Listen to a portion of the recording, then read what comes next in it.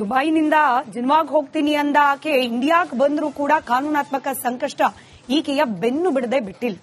ಇವತ್ತು ರನ್ಯಾ ರಾವ್ ಪರ ಬೇಲ್ ಅರ್ಜಿಯ ವಿಚಾರಣೆ ಆರ್ಥಿಕ ಅಪರಾಧಗಳ ವಿಶೇಷ ಕೋರ್ಟ್ನಲ್ಲಿ ನಡೆಯಿತು.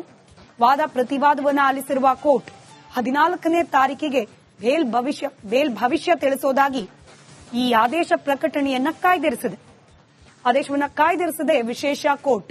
ಆದರೆ ಆರ್ಥಿಕ ಅಪರಾಧಗಳ ಕೋರ್ಟ್ನಲ್ಲಿ ವಿಚಾರಣೆ ನಡೆಯುವ ಸಂದರ್ಭದಲ್ಲಿ ಒಂದಷ್ಟು ಇಂಟ್ರೆಸ್ಟಿಂಗ್ ವಿಚಾರಗಳು ವಾದದ ಭಾಗವಾಗಿ ಹೊರಬಂದಿದೆ. ಮೊದಲು ರನ್ಯಾ ಪರ ವಕೀಲರಾದ ಕಿರಣ್ ಜವಳಿ ಅವರು ವಾದ ಮಂಡಿಸಿದ್ರು. ರನ್ಯಾರನ್ನ ಅರೆಸ್ಟ್ ಮಾಡಿರೋದೇ ಸರಿಯಿಲ್ಲ, ಕಾನೂನಾತ್ಮಕವಾಗಿ ರನ್ಯಾರನ್ನ ಅರೆಸ್ಟ್ ಮಾಡುವಂತಹ ಪ್ರಬಲವಾದ ಅಪರಾಧದ ಆರೋಪ ಆಕೆ ಮೇಲಿಲ್ಲ ಅನ್ನೋ ಅರ್ಥದಲ್ಲಿ ವಾದವನ್ನ ಮಂಡನೆ ಮಾಡಲಿಕ್ಕೆ ಪ್ರಾರಂಭ ಮಾಡಿದ್ರು. ಇದಕ್ಕೆ ಬೆಂಬಲವಾಗಿ ಬಾಂಬೆ ಹೈಕೋರ್ಟ್ನ ಆದೇಶವೊಂದನ್ನು ಉಲ್ಲೇಖ ಮಾಡಿ ರನ್ಯಾ ಪರ ವಕೀಲರು ವಾದವನ್ನ ಮಂಡಿಸಿದರು. ರನ್ಯಾ ಬಂಧನವನ್ನ ಯಾಕೆ ಮಾಡಿದ್ದಾರೆ, ಯಾವ ಉದ್ದೇಶಕ್ಕೆ ಮಾಡಿದ್ದಾರೆ ಅನ್ನೋದನ್ನ ಪ್ರಶ್ನೆ ಮಾಡಿ ತಮ್ಮ ವಾದವನ್ನ ಮುಗಿಸಿದ್ರು ರನ್ಯಾ ಪರ ವಕೀಲರಾದ ಕಿರಣ್ ಜವಳಿ. ಇತ್ತ ಡಿಆರ್ಐ ಪರ ವಕೀಲರಾದ ಮಧುರಾವ್ ಅವರ ವಾದ ಮಂಡನೆ ಪ್ರಾರಂಭ ಆಯಿತು. ಕಸ್ಟಮ್ಸ್ ಕಾಯ್ದೆ ಸೆಕ್ಷನ್ 135 ಸಬ್ ಕ್ಲಾಸ್ 1 ಹಾಗೆ ಸೆಕ್ಷನ್ 135D ಅನ್ನ ಉಲ್ಲೇಖ ಮಾಡಿ ಈ ಸೆಕ್ಷನ್ಗಳ ಅಡಿಯಲ್ಲಿ ರನ್ಯಾ ರಾವ್ ಅಪರಾಧ ಎಸಗಿದ್ದಾರೆ ಅನ್ನೋ ಆರೋಪ ಇದೆ. ಕಾಯ್ದೆಯ ಅಡಿಯಲ್ಲಿ ತನಿಖಾ ಸಂಸ್ಥೆಗೆ ಬಂಧನ ಮಾಡುವ ಅಧಿಕಾರ ಕೂಡ ಇದೆ. ಹೀಗಾಗಿ ರನ್ಯಾ ಪರ ವಕೀಲರೇನೋ ಹೇಳಬಹುದು ಬೇಸ್ಲೆಸ್ ಆಗಿ ಈಕೆಯನ್ನು ಅರೆಸ್ಟ್ ಮಾಡಲಾಗಿದೆ ಅಂತ ಹೇಳಿ, ಆದರೆ ಈ ಸೆಕ್ಷನ್ಗಳಲ್ಲಿ ಬಹಳ ಕ್ಲಿಯರ್ ಕಟ್ ಆಗಿ ಹೇಳಲಾಗಿದೆ, ತನಿಖಾಧಿಕಾರಿಗಳ ವಿವೇಚನೆಗೆ ಬಿಟ್ಟ ವಿಚಾರ. ಇಂಥ ಸೆಕ್ಷನ್ಗಳ ಅಡಿಯಲ್ಲಿ ಅಪರಾಧ ಮಾಡಿದ್ದಾರೆ ಅನ್ನೋ ಆರೋಪ ಹೊತ್ತವರನ್ನ ಬಂಧಿಸೋದು ಅಂತ ಹೇಳಿ ವಾದ ಮಂಡಿಸಿದ್ರು. ಅದರಲ್ಲೂ ಪ್ರಮುಖವಾಗಿ 50 ಲಕ್ಷ ರೂಪಾಯಿ ಮೌಲ್ಯ ಮೀರಿದ್ರೆ ಈ ಅವ್ಯವಹಾರ ಅಥವಾ ಅಪರಾಧ ಬೇಲ್ ರಹಿತ ಕೇಸ್ ಆಗಿ ಇದು ಪರಿವರ್ತನೆ ಆಗುತ್ತೆ.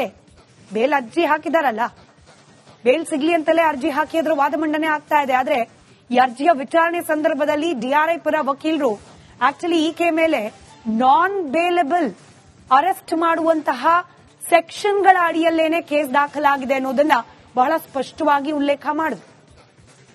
ಸಹಜವಾಗಿ ಕೆಜಿ ಚಿನ್ನ ಸಿಕ್ಕಿರೋದು ಈಕೆ ಬಳಿಯಲ್ಲಿ, ಕೋಟಿ ರೂಪಾಯಿ ಮೌಲ್ಯದ ಚಿನ್ನ ಅಲ್ಲಿ ಜಪ್ತಿ ಮಾಡಲಾಗಿರೋದು.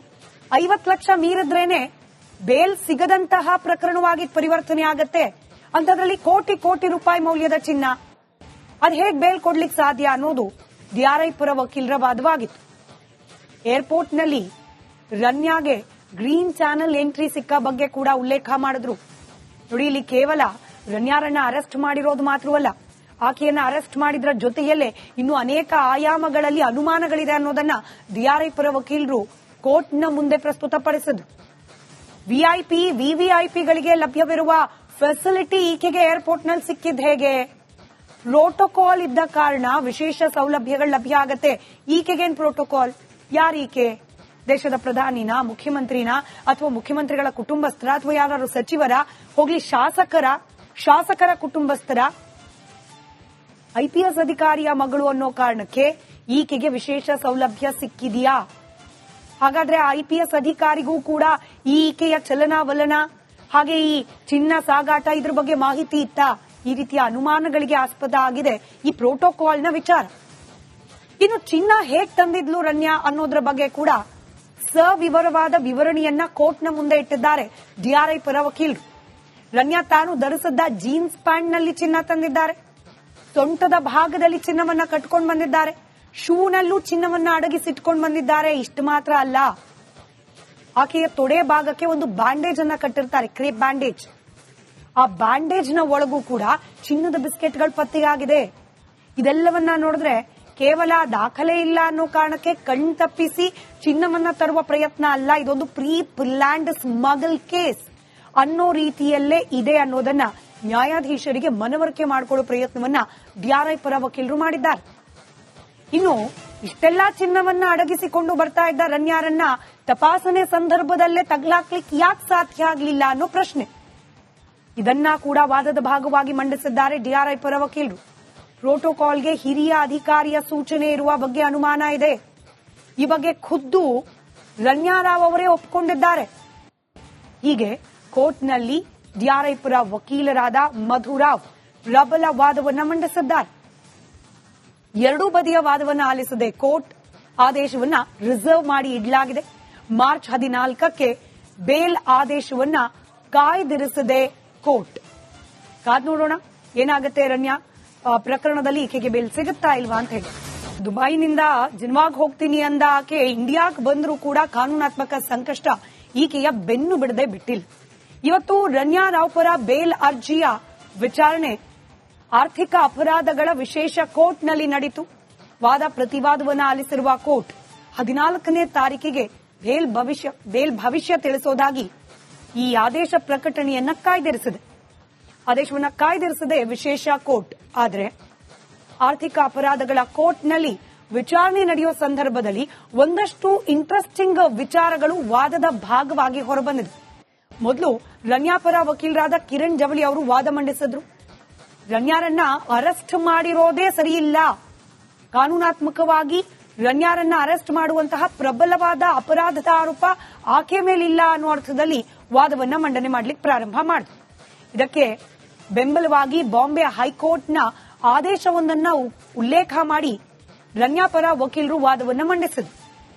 ರನ್ಯಾ ಬಂಧನವನ್ನ ಯಾಕೆ ಮಾಡಿದ್ದಾರೆ, ಯಾವ ಉದ್ದೇಶಕ್ಕೆ ಮಾಡಿದ್ದಾರೆ ಅನ್ನೋದನ್ನ ಪ್ರಶ್ನೆ ಮಾಡಿ ತಮ್ಮ ವಾದವನ್ನ ಮುಗಿಸಿದ್ರು ರನ್ಯಾ ಪರ ವಕೀಲರಾದ ಕಿರಣ್ ಜವಳಿ. ಇತ್ತ ಡಿಆರ್ಐ ಪರ ವಕೀಲರಾದ ಮಧುರಾವ್ ಅವರ ವಾದ ಮಂಡನೆ ಪ್ರಾರಂಭ ಆಯಿತು. ಕಸ್ಟಮ್ಸ್ ಕಾಯ್ದೆ ಸೆಕ್ಷನ್ 135 ಸಬ್ ಕ್ಲಾಸ್ 1 ಹಾಗೆ ಸೆಕ್ಷನ್ 135D ಅನ್ನ ಉಲ್ಲೇಖ ಮಾಡಿ ಈ ಸೆಕ್ಷನ್ಗಳ ಅಡಿಯಲ್ಲಿ ರನ್ಯಾ ರಾವ್ ಅಪರಾಧ ಎಸಗಿದ್ದಾರೆ ಅನ್ನೋ ಆರೋಪ ಇದೆ. ಕಾಯ್ದೆಯ ಅಡಿಯಲ್ಲಿ ತನಿಖಾ ಸಂಸ್ಥೆಗೆ ಬಂಧನ ಮಾಡುವ ಅಧಿಕಾರ ಕೂಡ ಇದೆ.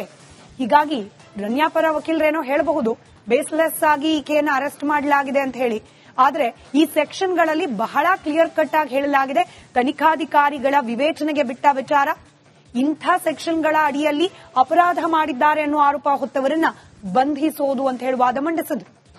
ಅದರಲ್ಲೂ ಪ್ರಮುಖವಾಗಿ 50 ಲಕ್ಷ ರೂಪಾಯಿ ಮೌಲ್ಯ ಮೀರಿದ್ರೆ ಈ ಅವ್ಯವಹಾರ ಅಥವಾ ಅಪರಾಧ ಬೇಲ್ ರಹಿತ ಕೇಸ್ ಆಗಿ ಇದು ಪರಿವರ್ತನೆ ಆಗುತ್ತೆ. ಬೇಲ್ ಅರ್ಜಿ ಹಾಕಿದಾರಲ್ಲ, ಬೇಲ್ ಸಿಗ್ಲಿ ಅಂತಲೇ ಅರ್ಜಿ ಹಾಕಿ ಅದರ ವಾದ ಮಂಡನೆ ಆಗ್ತಾ ಇದೆ. ಆದ್ರೆ ಈ ಅರ್ಜಿಯ ವಿಚಾರಣೆ ಸಂದರ್ಭದಲ್ಲಿ ಡಿಆರ್ಐ ಪರ ವಕೀಲರು ಆಕ್ಚುಲಿ ಈಕೆ ಮೇಲೆ ನಾನ್ ಬೇಲಬಲ್ ಅರೆಸ್ಟ್ ಮಾಡುವಂತಹ ಸೆಕ್ಷನ್ಗಳ ಅಡಿಯಲ್ಲೇನೆ ಕೇಸ್ ದಾಖಲಾಗಿದೆ ಅನ್ನೋದನ್ನ ಬಹಳ ಸ್ಪಷ್ಟವಾಗಿ ಉಲ್ಲೇಖ ಮಾಡಿದ್ರು. ಸಹಜವಾಗಿ ಕೆಜಿ ಚಿನ್ನ ಸಿಕ್ಕಿರೋದು ಈಕೆ ಬಳಿಯಲ್ಲಿ, ಕೋಟಿ ರೂಪಾಯಿ ಮೌಲ್ಯದ ಚಿನ್ನ ಅಲ್ಲಿ ಜಪ್ತಿ ಮಾಡಲಾಗಿರೋದು. 50 ಲಕ್ಷ ಮೀರಿದ್ರೇನೆ ಬೇಲ್ ಸಿಗದಂತಹ ಪ್ರಕರಣವಾಗಿ ಪರಿವರ್ತನೆ ಆಗತ್ತೆ. ಅಂತದ್ರಲ್ಲಿ ಕೋಟಿ ರೂಪಾಯಿ ಮೌಲ್ಯದ ಚಿನ್ನ ಅದು ಹೇಗೆ ಬೇಲ್ ಕೊಡ್ಲಿಕ್ಕೆ ಸಾಧ್ಯ ಅನ್ನೋದು ಡಿಆರ್ಐ ಪರ ವಕೀಲರ ವಾದವಾಗಿತ್ತು. ಏರ್ಪೋರ್ಟ್ನಲ್ಲಿ ರನ್ಯಾಗೆ ಗ್ರೀನ್ ಚಾನೆಲ್ ಎಂಟ್ರಿ ಸಿಕ್ಕ ಬಗ್ಗೆ ಕೂಡ ಉಲ್ಲೇಖ ಮಾಡಿದ್ರು. ನೋಡಿ, ಇಲ್ಲಿ ಕೇವಲ ರನ್ಯಾರನ್ನ ಅರೆಸ್ಟ್ ಮಾಡಿರೋದು ಮಾತ್ರವಲ್ಲ, ಆಕೆಯನ್ನ ಅರೆಸ್ಟ್ ಮಾಡಿದ್ರ ಜೊತೆಯಲ್ಲೇ ಇನ್ನು ಅನೇಕ ಆಯಾಮಗಳಲ್ಲಿ ಅನುಮಾನಗಳಿದೆ ಅನ್ನೋದನ್ನ ಡಿಆರ್ಐ ಪರ ವಕೀಲರು ಕೋರ್ಟ್ನ ಮುಂದೆ ಪ್ರಸ್ತುತಪಡಿಸಿದ್ರು. ವಿವಿಐಪಿಗಳಿಗೆ ಲಭ್ಯವಿರುವ ಫೆಸಿಲಿಟಿ ಈಕೆಗೆ ಏರ್ಪೋರ್ಟ್ನಲ್ಲಿ ಸಿಕ್ಕಿದ್ದು ಹೇಗೆ? ಪ್ರೋಟೋಕಾಲ್ ಇದ್ದ ಕಾರಣ ವಿಶೇಷ ಸೌಲಭ್ಯಗಳು ಲಭ್ಯ ಆಗತ್ತೆ. ಈಕೆಗೇನ್ ಪ್ರೋಟೋಕಾಲ್? ಯಾರೀಕೆ?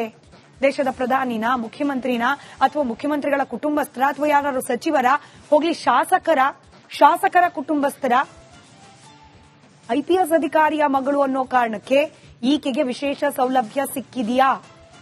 ಹಾಗಾದ್ರೆ ಐಪಿಎಸ್ ಅಧಿಕಾರಿಗೂ ಕೂಡ ಈಕೆಯ ಚಲನವಲನ ಹಾಗೆ ಈ ಚಿನ್ನ ಸಾಗಾಟ ಇದ್ರ ಬಗ್ಗೆ ಮಾಹಿತಿ ಇತ್ತ? ಈ ರೀತಿಯ ಅನುಮಾನಗಳಿಗೆ ಆಸ್ಪದ ಆಗಿದೆ ಈ ಪ್ರೋಟೋಕಾಲ್ನ ವಿಚಾರ. ಇನ್ನು ಚಿನ್ನ ಹೇಗ್ ತಂದಿದ್ಲು ರನ್ಯಾ ಅನ್ನೋದ್ರ ಬಗ್ಗೆ ಕೂಡ ಸವಿವರವಾದ ವಿವರಣೆಯನ್ನ ಕೋರ್ಟ್ನ ಮುಂದೆ ಇಟ್ಟಿದ್ದಾರೆ ಡಿಆರ್ಐ ಪರ ವಕೀಲರು.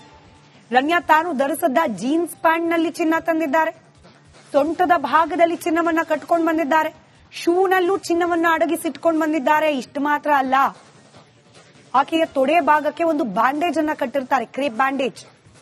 ಆ ಬ್ಯಾಂಡೇಜ್ ನ ಒಳಗೂ ಕೂಡ ಚಿನ್ನದ ಬಿಸ್ಕೆಟ್ಗಳು ಪತ್ತೆಯಾಗಿದೆ.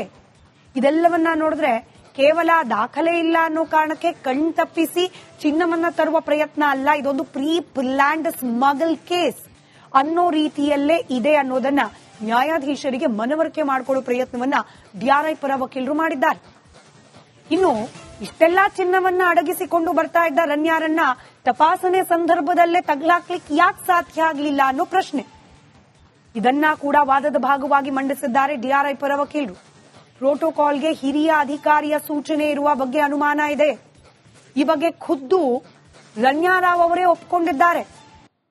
ಹೀಗೆ ಕೋರ್ಟ್ನಲ್ಲಿ ಡಿಆರ್ಐ ಪರ ವಕೀಲರಾದ ಮಧುರಾವ್ ಪ್ರಬಲ ವಾದವನ್ನ ಮಂಡಿಸಿದ್ದಾರೆ.